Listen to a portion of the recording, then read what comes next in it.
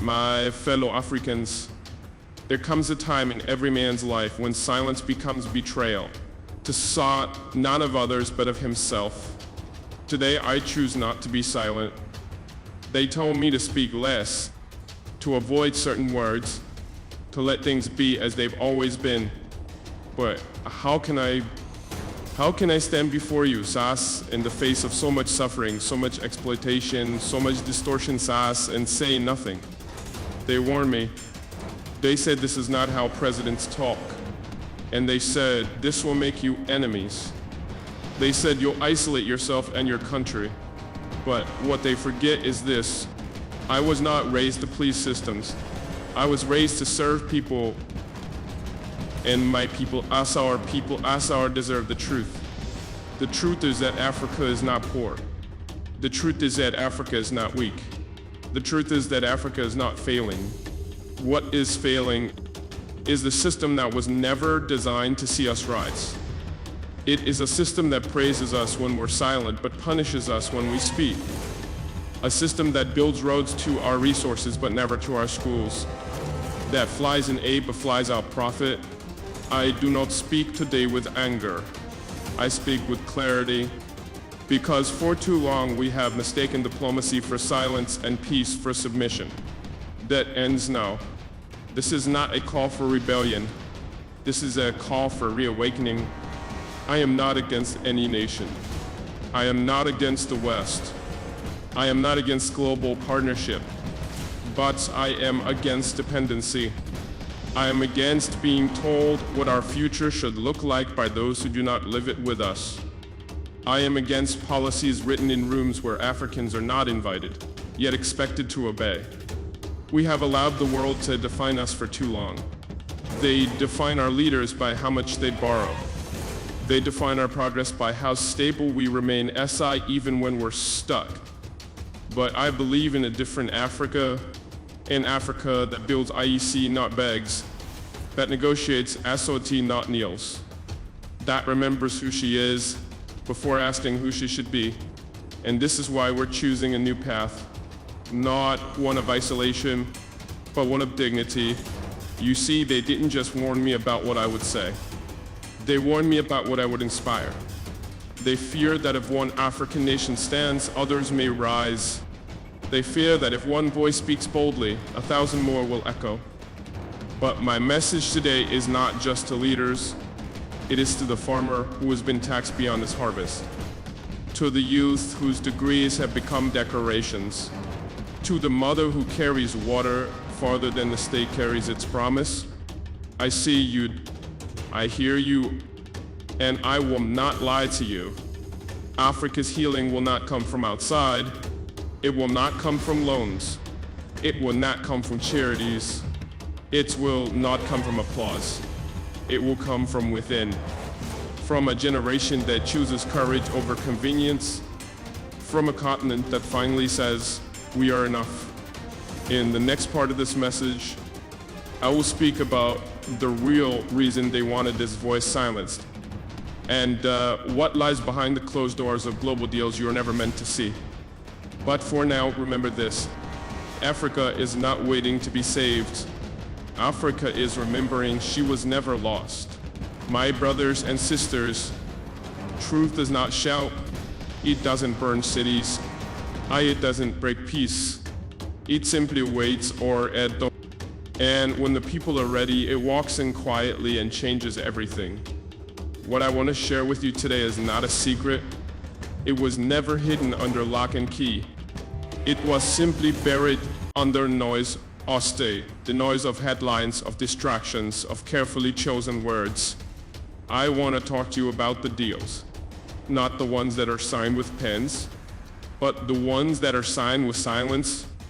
For many years, African leaders have entered rooms with the hope of progress. But often they left those rooms with conditions, with clauses, with expectations that did not align with our realities. Infrastructure loans, security partnerships, investment packages. These sound good also, and on the surface they are, but what was rarely discussed publicly is what these agreements sometimes require in return. Sometimes it's the first right to extract our minerals. Sometimes it's long-term control over our ports, our power, or even our digital networks. And sometimes it's simply access SOA to influence our policies, to shape our decisions. Now hear me clearly, this is not a message against cooperation. Africa must work with the world. We are global citizens, but cooperation is not submission, and partnership is not permission. When we accept assistance, it must be on terms that respect our people, not reduce them. When we open our markets, it must be with eyes wide open, plus knowing who benefits and how. They warned me not to talk about this. They said I would be seen as anti-investment, that I would scare away the goodwill we spent decades trying to build. But I believe real goodwill comes with honesty, and real progress cannot be built on silence. When we discuss investments in Africa, we must ask, who owns the company? Where do the profits go? Who will maintain the project when the ribbon-cutting ceremony is over? Because development that does not include us is not development, it is dependency. Let me share something with you.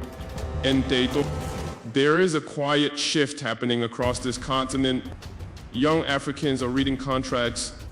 They are questioning data. They are refusing to believe that just because something is international, it is always right. This is what they didn't expect, that we would wake up, that we would ask for fairness, SODA, not favors. And this new generation, they are not angry, they are not violent, they are aware, and awareness is the beginning of freedom. So what do? We educate ourselves, we hold our own leaders accountable. We demand that partnerships bring skills, not just statistics, that they bring knowledge transfer, not just job titles.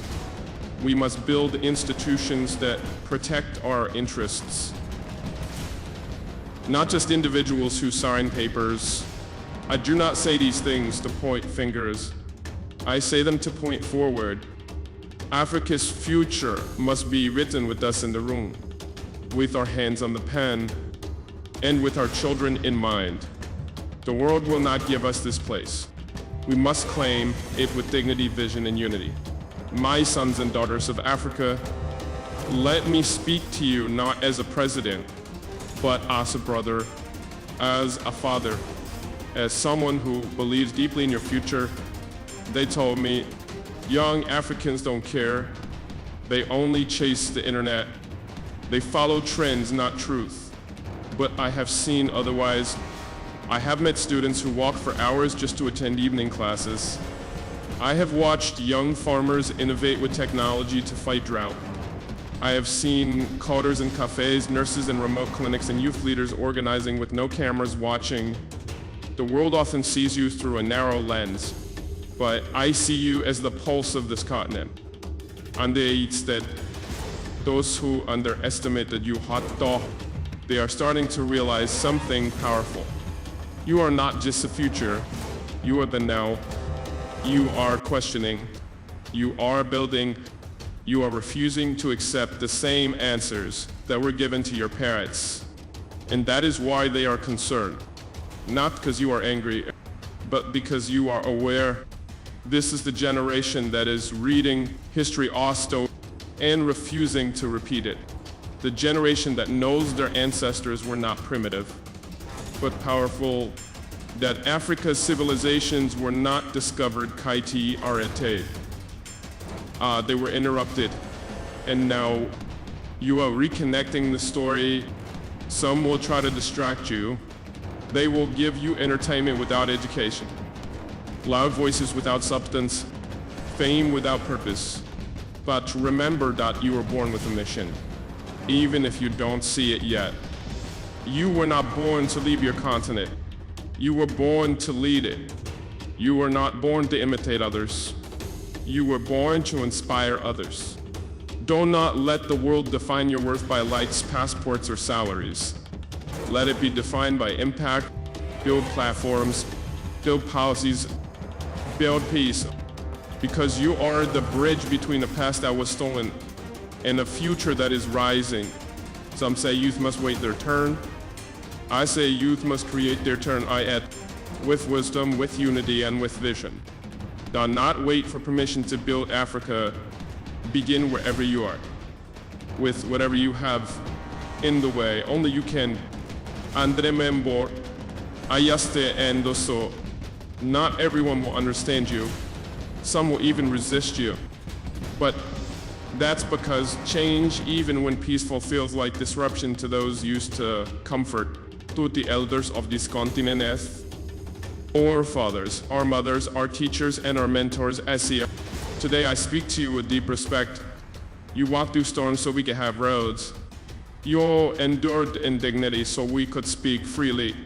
You held this continent together when it was breaking apart. We are not here to blame you. We are here because of you. Yes, some mistakes were made. Some deals were signed that cost us. Some chances were missed. But who among us has never made a decision under pressure? Who among us has not done the best they could with what they had? You carried the burden of independence. You stood between colonizers and chaos. You led when the world gave you little room to lead. And now, as a new generation rises, we are not here to erase your legacy by torture. We are here to build upon it.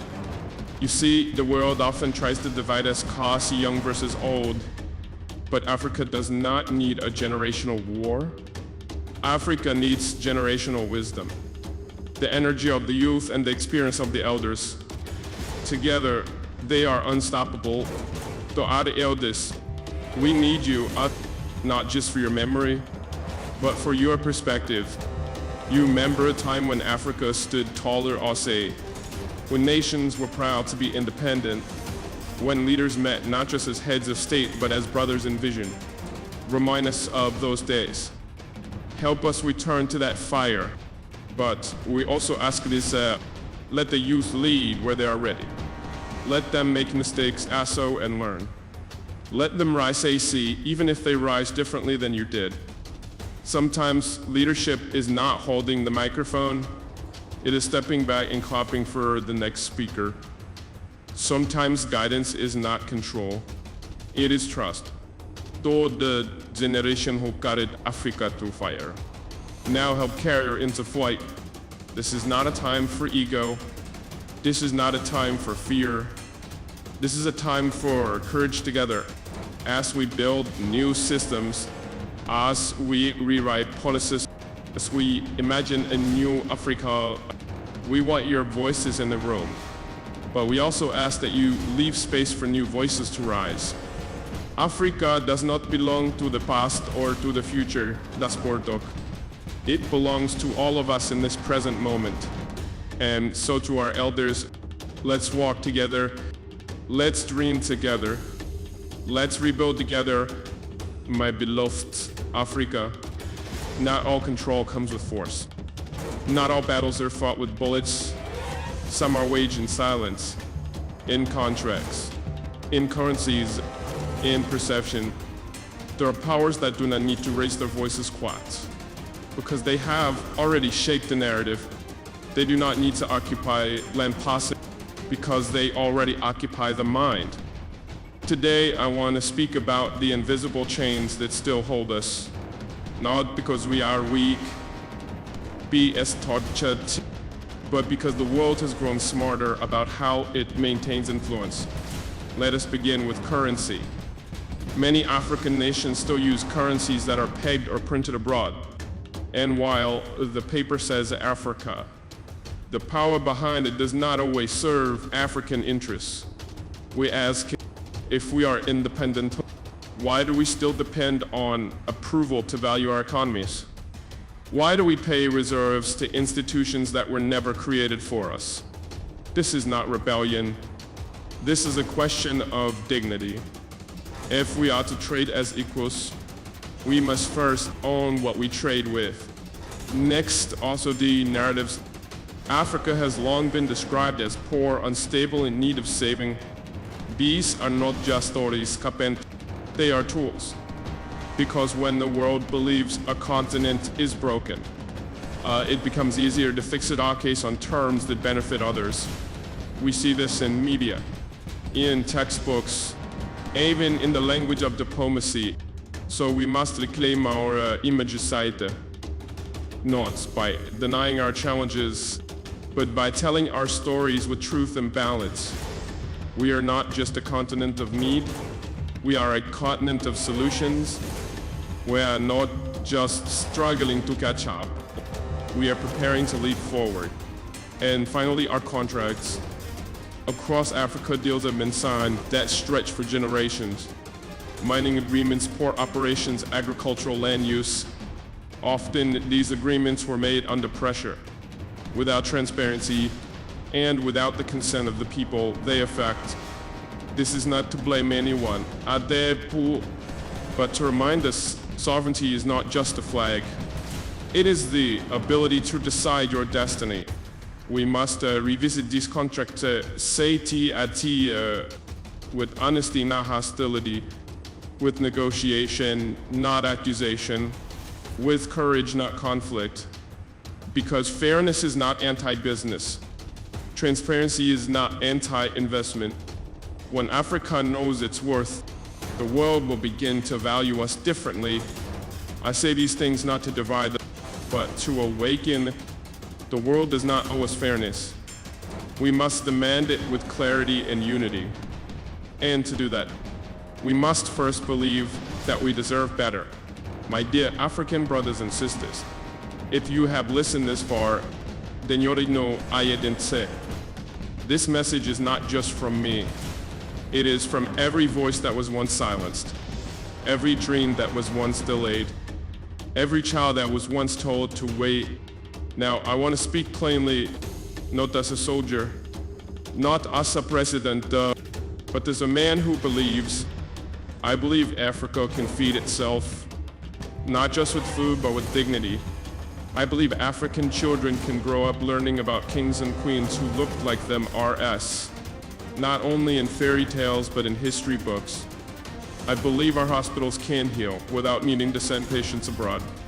That our engineers can build bridges that connect more than roads. They connect dreams.